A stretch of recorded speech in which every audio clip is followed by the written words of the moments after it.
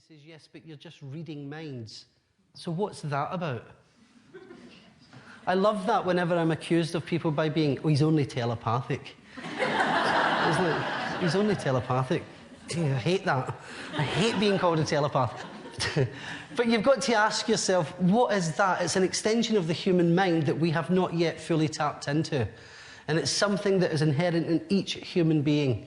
Each life form, to some extent, can expand their consciousness in some way in any given life.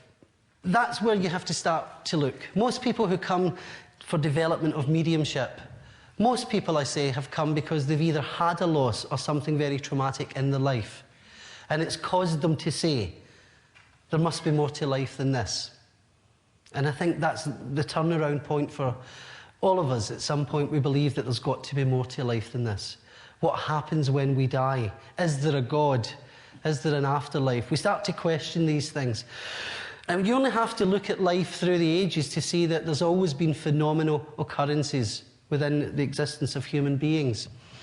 There have been feats that people have performed that are superhuman when put under stress or in stressful situations, where you'll have a mother who can, at some point can realise an amazing strength to lift a car off her child who's trapped under it. That's something that actually happened. But how does that happen?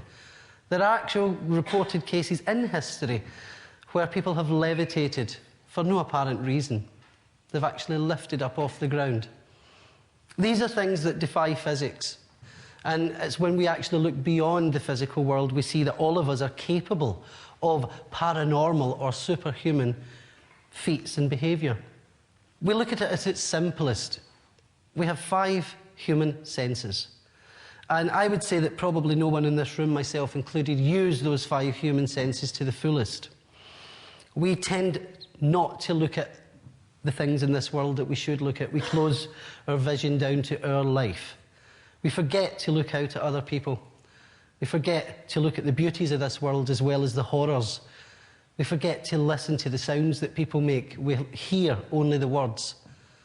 Touching somebody is such a wonderful experience. If anybody here has had a child, they'll know what it feels like to actually hold a child, really hold a child. And I don't mean like that when they've just done the toilet.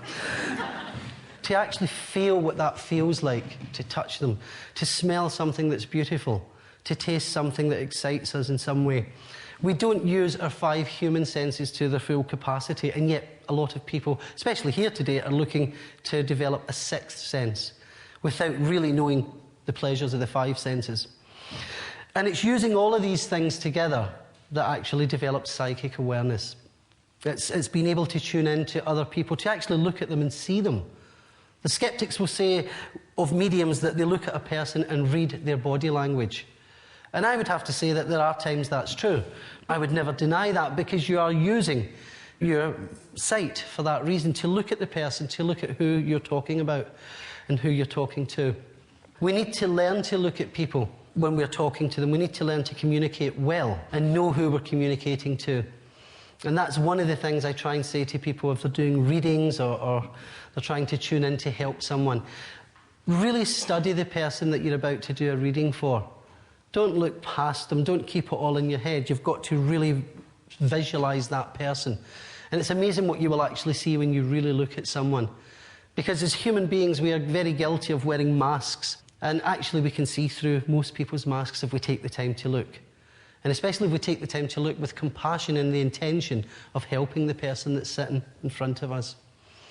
And if we do it through compassion and with good intention, then there's a good chance we'll see what they're trying to mask. We'll see what they're trying to hide from us, and we might actually find a way of guiding them and directing them out of whatever pain or suffering that they are in. So it's using your 5 senses first. I know for me as a medium, when I developed my own mediumship, I remember one day waking up and actually walking to work, which I'd done for, at that time, about 7 years, the same journey every day. And one day I woke up and actually realised I'd never looked at the road that I was on. I'd never seen any of the people that I passed every day. Yes, I could tell you 2 minutes into my journey, a man in a grey suit with a briefcase would walk past me this way, a woman would stand at a bus stop, but I never actually looked at any of them because I was so focused and fixed in this sort of one-pointedness in my own life. And that's where most of us live, believe it or not, in our heads. Most of us live in this world.